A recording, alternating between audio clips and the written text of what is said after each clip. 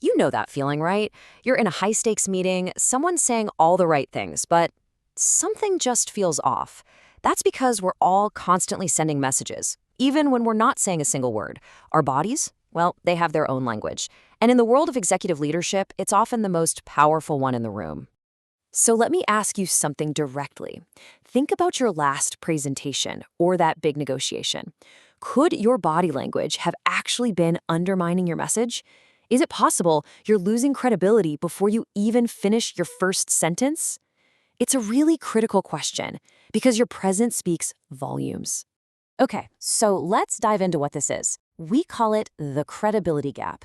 It's that jarring disconnect that happens when the words coming out of your mouth are totally at odds with what your body's communicating. And it creates this subtle, sometimes not so subtle, feeling of distrust in your audience. I mean, picture this. Imagine saying, "I'm confident in this strategy." Okay, now picture saying that while standing tall, making direct eye contact with open, purposeful gestures. Feels strong, right? Now imagine saying the exact same words while you're slouching, looking down, maybe shifting your weight. The words are identical, but the message? Totally different. One inspires confidence, the other just plants the seeds of doubt. And this really gets to the heart of it. When people get a mixed message like that, they will almost always default to believing the nonverbal cues. They trust what they see over what they're being told. Your body language, it becomes the final verdict on your sincerity and your conviction. So, why does this unspoken language have so much power over us? It's not just some vague feeling we get. It's actually rooted in the fundamental way we process information.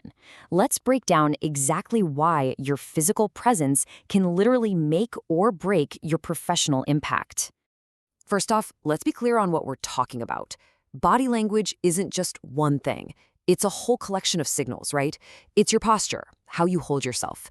It's the gestures you make with your hands, your facial expressions, and of course, your eye contact.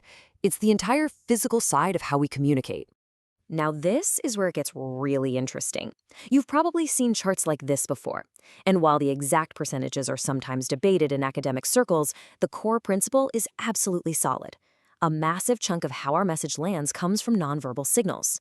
Your words, they provide the content, sure, but it's your body language that often determines how that content is truly felt and interpreted. So, what's the bottom line here? It all comes down to trust. It's that simple.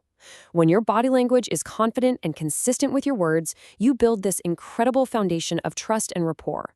But a disconnect, a credibility gap, that can just shatter trust in an instant. All right, let's get practical. Understanding body language isn't just about controlling your own signals. It's also about being able to accurately read the nonverbal cues of everyone else in the room. And let me tell you, that skill gives you a huge advantage in pretty much any professional setting. Let's look at some of the big ones. A firm handshake, for example. It's not just a greeting, it screams professionalism and confidence. Steady eye contact, that signals sincerity. On the flip side, you see crossed arms, and you immediately think defensiveness, like a barrier is up. And a slouching posture, it just projects a total lack of interest or confidence, no matter what you're actually saying. And this is so important to remember. From the second you walk into a room, you are on. You're communicating. Even when you're just sitting there listening to someone else speak, your posture, your expression, they're sending a continuous stream of information. You are never not communicating. Okay, so we've talked about the problem, we've decoded some of the key signals. Now for the most important part, taking control. And look, this isn't about being fake or putting on an act. It's about making sure your physical presence accurately reflects your professional intent. It's about mastering your own message. And the great thing is, this works both ways. When you project confident body language, it doesn't just convince others. Research actually shows it can make you feel more confident. So you don't have to wait until you feel it. You can actually start by showing it. So here it is, a simple, actionable checklist you can start using today. Number 1, your posture. It's the foundation, so stand or sit tall. 2, maintain that steady, natural eye contact. 3, use your hands. Don't hide them. Use them to emphasize your points. 4, a genuine smile. It's a massive tool for building connection. And finally, number 5, watch out for those nervous habits, the fidgeting, the closed-off positions. Make a conscious choice to be more open. Ultimately, it really does come down to this. Your perfectly crafted resume, your well-rehearsed talking points, they might get you in the door. But once you're in that room, It's the unspoken language of your presence that truly defines how you are perceived as a leader. So, I'll leave you with a question to take with you. As you get ready for your next important conversation, your next big presentation, even your next video call, just take a moment and ask yourself, what message will my body be sending? What will it say about my confidence, my conviction, and my credibility?